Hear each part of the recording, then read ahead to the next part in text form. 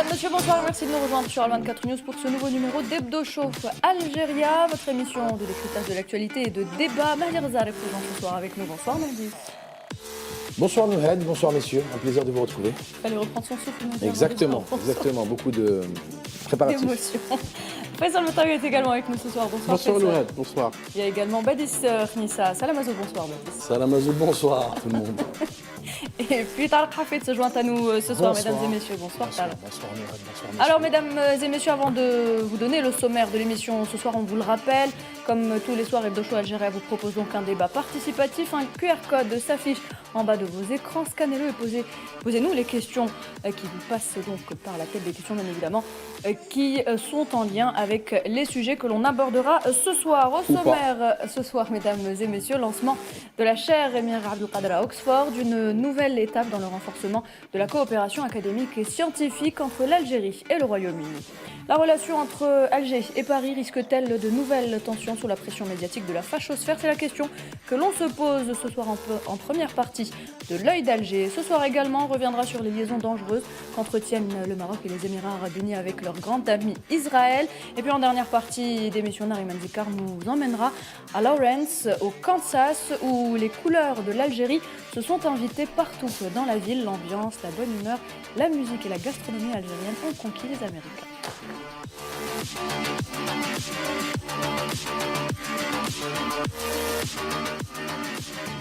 Et pour l'essentiel de l'actualité, on commence, messieurs, avec cette première information. C'est la création de la chaire Émir Abdelkader au Centre d'études islamiques de l'Université d'Oxford. Faisal. Oui, Nouhed, effectivement, c'est un projet fortement soutenu par le président Abdelmajid Tebboune, c'est de lancer cette chaire scientifique à l'Université d'Oxford. Pourquoi? Parce que c'est un levier diplomatique pour renforcer, vous l'avez dit, la coopération universitaire et scientifique avec un grand pays qui est le Royaume-Uni, mais également c'est également une base de coopération qui consoliderait la diplomatie d'influence, en plus d'être un moyen de soft power, parce que ça va accroître la présence de l'Algérie dans cette institution qui est l'Université d'Oxford. Il faut juste noter que selon le Times Higher Education, qui est donc un classement mondial des universités, l'Université d'Oxford est la 4e au monde, après le Massachusetts Institute of Technology, qui est donc un institut américain, l'Imperial College de Londres, et Stanford University. Cette chaire a été lancée effectivement à l'université, au Centre des études islamiques. C'est une institution académique indépendante qui a le parrainage du roi, de Sa Majesté le roi Charles III. Elle a été lancée en présence de M. Badari Kamel, comme on le voit à l'image, qui est donc le ministre de l'Enseignement supérieur et de la Recherche scientifique, mais également par le recteur de la Jama' al-Jazair, la mosquée d'Alger, Cheikh Mohamed Mamoun al-Qassimi al-Husseini. Et M. Badari a souligné dans son intervention que cette chaire permettra de faire revivre la pensée de l'émir Abdelkader et de diffuser son héritage civilisationnel en tant que symbole universel de tolérance, de modération, de justice et de dignité humaine. Un appel à candidature a été déjà lancé par le Centre des études islamiques de cette université d'Oxford pour permettre aux chercheurs algériens, aux enseignants algériens de participer comme des chercheurs invités à cette grande pensée universelle, celle de l'émir Abdelkader. On enchaîne, messieurs, avec le ballet diplomatique qui se poursuit à Alger. Oui, Nouhed, très important. Il faut savoir aussi une chose, c'est que depuis quelques années, le français a perdu sa place de langue numéro 2 en Algérie et l'anglais a remplacé le français. Et c'est dû justement à la coopération stratégique entre la Grande-Bretagne et l'Algérie pour que l'Algérie ait utilisé et mis même sur les panneaux officiels, sur les présentations, sur tout ce qui est documents officiels, la langue anglaise à la place de la langue française. Donc ça montre la synergie, la diplomatie aussi, la diplomatie de couloir qui est en train de se faire entre l'Angleterre, enfin le Royaume-Uni et l'Algérie. Et c'est de très très bon augure pour l'avenir. Et nos étudiants aussi qui ont un anglais exceptionnel en université. Tout comme vous, me direz ça. Fou, si vous saviez. On enchaîne, mesdames et messieurs, avec le ballet diplomatique qui se poursuit à Alger. Lundi, c'est l'ancien secrétaire général des Nations Unies, Ban Ki-moon, qui a été reçu par le président de la République, M. Abdelmajid Tebboune. Il a été reçu par le président de la République et l'Algérie lui a décerné la médaille Etir de l'Ordre du Mérite national Alors, M. Ban Ki-moon, qui a fait 2 mandats à la tête des Nations Unies, est actuellement le président de l'Institut mondial de la croissance verte, le GGI, donc, qui est un institut mondial qui est chargé d'aider les pays en voie de développement et émergents à adopter un modèle de croissance économique durable et plus vert, axé sur le respect de l'environnement. Et à cette occasion, donc à l'occasion de sa visite à Alger, un bureau de cet institut a été ouvert ici à Alger. D'accord. Et on rappelle que le diplomate sud-coréen a insisté sur le rôle que peut jouer aujourd'hui l'Algérie dans la promotion de la paix et de la solidarité internationale. Pas que, d'ailleurs, il a salué aussi le rôle de leadership, notamment de l'Algérie en matière de coopération sud-sud, sud-globale. Cette séquence, au-delà d'une rencontre protocolaire, elle permet aussi, ou elle renforce l'image naturelle de l'Algérie, à savoir un pays lisible, un pays constant, un pays cohérent. Droit dans ses bottes. Notamment, effectivement, mais surtout aussi son image dans ce que j'ai appelé la grammaire multilatérale. C'est quoi? C'est le développement, c'est la souveraineté des États, notamment des États du Sud. C'est le développement durable, c'est comment coordonner ces efforts pour converger vers un intérêt qui est celui finalement de quoi? Des peuples de cette planète. Et aussi, je dirais, c'est une occasion, une opportunité pour l'Algérie, une énième fois, à travers ce ballet diplomatique, de consolider, je dirais, son image, celle, encore une fois, d'un pays qui est accessible, c'est un pays qui est disponible, c'est un pays qui est bienveillant pour l'intérêt commun. Mahdi, peut-être un petit mot sur la symbolique de la décoration. La symbolique de la décoration est une chose, on en parlera après. Moi, ce que je veux, c'est encore rajouter le pied de nez à tous les anti-Algérie qui te disent que l'Algérie est un pays isolé. Ben voilà, secrétaire général, ancien secrétaire général, 2 fois secrétaire général des Nations Unies, qui vient rendre visite au président Tebboune. Le président Tebboune lui a donné la médaille de l'ordre du mérite Atil, qui est l'une des plus hautes distinctions, je crois, si ce n'est la plus haute distinction algérienne. Donc voilà, moi je rigole, je me marre en écoutant certains idiots dire que l'Algérie est un pays isolé. Ben voilà, l'Algérie est un pays incontournable dans le monde politique, géopolitique mondial, est un pays où il faut que les grands dignitaires de ce monde s'arrêtent pour saluer notre président de la République, qui a fait un travail exceptionnel en termes de diplomatie, parce que la diplomatie algérienne avant son arrivée était une diplomatie, on va dire les choses, on va dire recluse sur elle-même. Là, c'est une diplomatie qui avance, une diplomatie qui est forte et qui essaie justement de trouver des solutions tout en respectant la souveraineté de tous les États du monde. Voilà. Autre visite à Alger, justement, Mahdi, celle du ministre des Affaires étrangères de la République d'Ouzbékistan. Il a été reçu, lui également, vraiment Alger par isolé, hein. Le président de la République, M. Abdelmadjid Tebboune. C'est fou. Oui, Nouhed Bartiol Saïdov, qui est donc ministre des Affaires étrangères de l'Ouzbékistan, c'est un pays important de l'Asie centrale, a été reçu par le président Abdelmadjid Tebboune, reçu aussi par son homologue M. Ahmed Attaf. L'Ouzbékistan est un pays qui a parmi les plus grandes réserves mondiales de l'or. 30% des exportations, c'est un pays riche en cuivre, en uranium, un pays agricole aussi, produit beaucoup de coton et de fruits et légumes.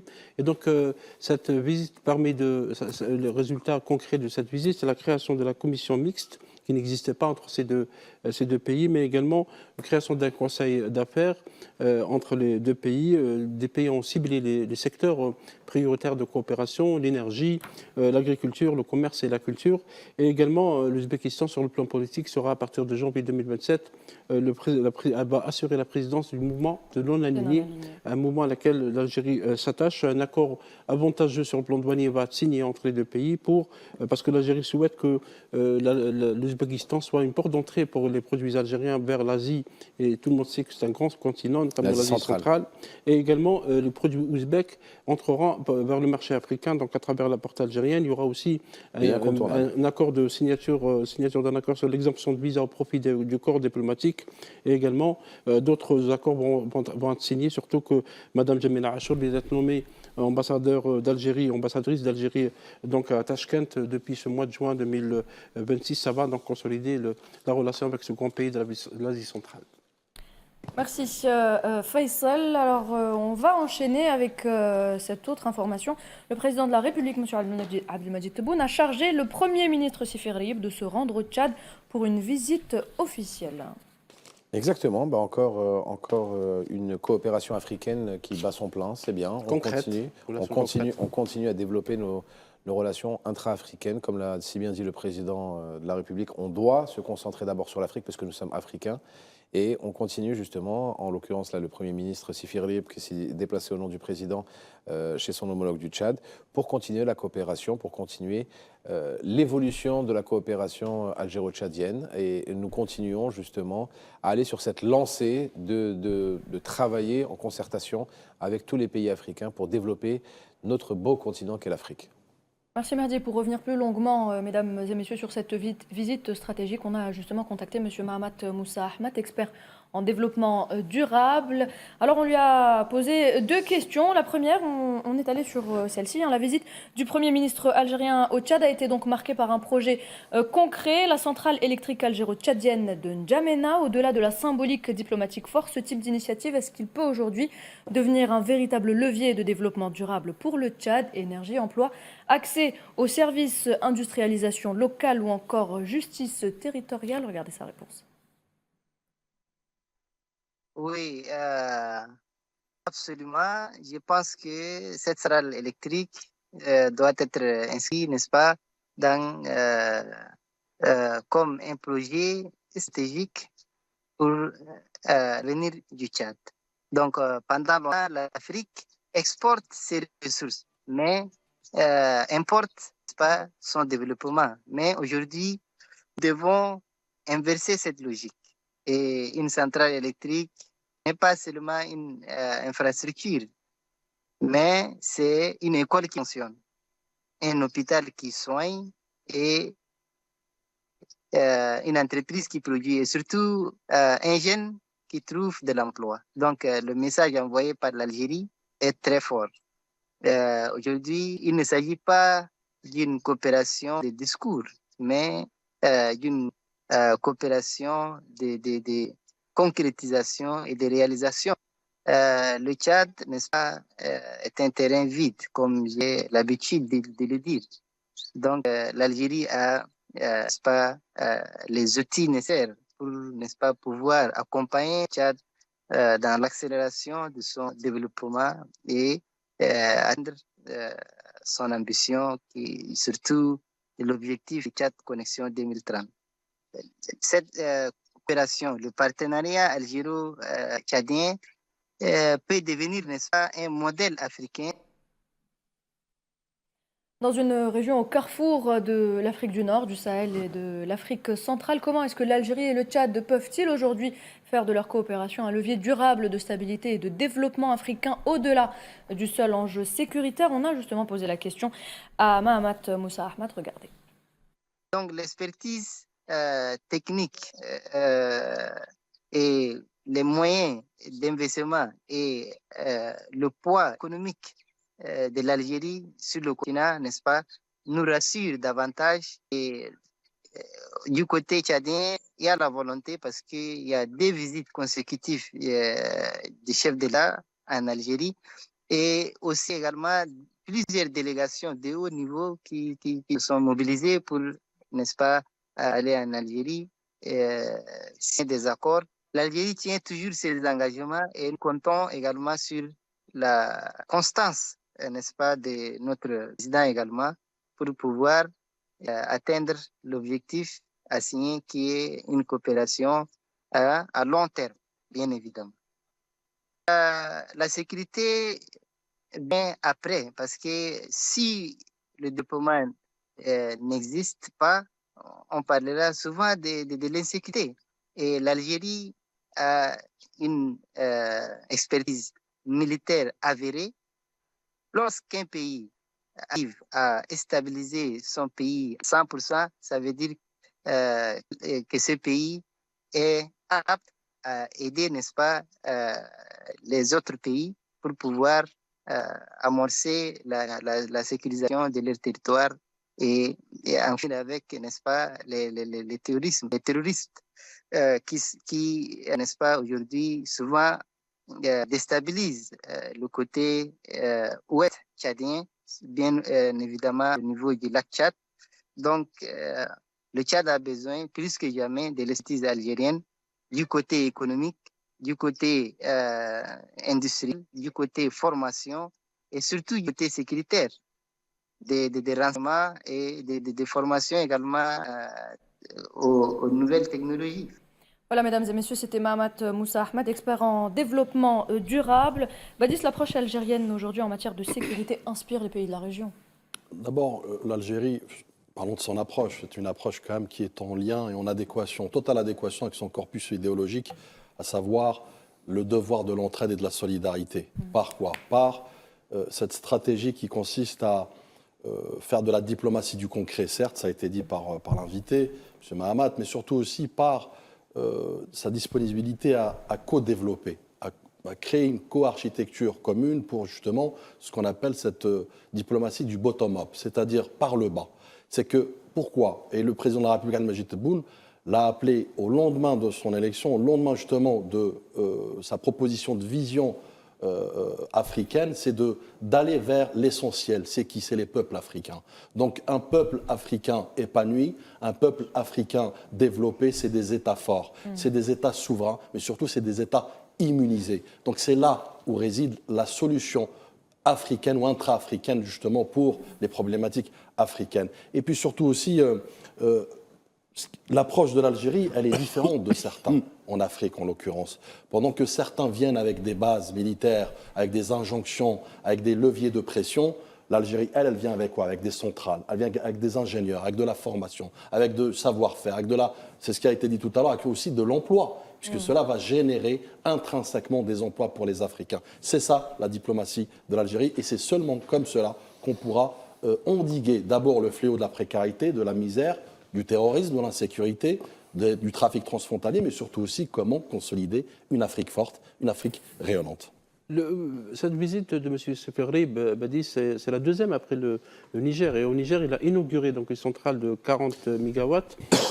C'est un don de l'Algérie. Et cette centrale de la zone Fersha, faite par des Algériens aussi. Hein. Oui, c'est faite par des Algériens. Sonagaz International, c'est elle qui donc, va assurer la construction de cette centrale qui va entrer en activité fin décembre 2026, selon le plan établi par Sonagaz International. Et c'est une centrale importante pour le Tchad, pour N'Djamena.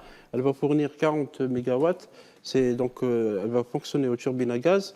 Et Sonagaz International ne va pas se contenter de construire une centrale électrique, mais également elle va lancer une étude pour réhabiliter l'ensemble du réseau électrique du Tchad. Et d'ailleurs, M. Adjel, qui est Morad, ministre de l'Énergie et des Énergies renouvelables, a annoncé que d'autres pays sont intéressés par l'expertise de Sonagaz, notamment le Mozambique et la Côte d'Ivoire, donc justement pour aider ces pays africains ou pour les soutenir, pour fournir de l'électricité. Comme soulignait Badi, c'est une coopération concrète. C'est la suite pour le Tchad, c'est la suite de la visite du maréchal Mahamat Idriss Déby, qui a visité l'Algérie en avril 2026 et qui a cette visite a été suivie par plusieurs accords, dont cet accord relatif à la coopération dans le domaine énergétique, parce qu'avec le Tchad, il y a aussi d'autres projets, notamment la transsaharienne, puisque l'Algérie, comme pour le Tchad, va soutenir le Tchad pour la construction du trans au niveau du Tchad, mais également la dorsale de la fibre optique.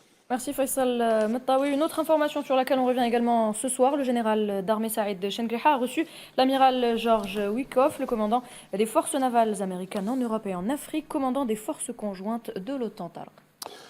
Oui, et moi j'ai retenu un passage du discours du général d'armée Saïd Chengriha, et je le cite parce qu'il est vraiment très intéressant. Il démontre la volonté de l'Algérie de tisser des liens, des relations fortes avec d'autres pays, quel que soit le niveau, quelle que soit la puissance. Donc je tiens à rappeler que l'Algérie, dans le cadre de sa démarche résolue visant à consolider ses relations de coopération avec les différents États, demeure profondément attachée au principe de non-alignement, qui est un principe intangible pour l'Algérie, à son indépendance et à sa souveraineté décisionnelle. C'est pour l'ensemble de ces principes sacrés dont nous attendons de nos partenaires qui les apprécient à leur juste valeur et les respectent que notre pays a consenti depuis 1830 jusqu'à 1962 le sacrifice de plus de 5 630 000 martyrs, dont 1,5 million de martyrs entre 1954 et 1962. C'est-à-dire c'est quand même une déclaration qui est très forte et qui est affichée devant à un officier supérieur qui quand même commande des structures et des unités très importantes, autant en Afrique qu'en Europe.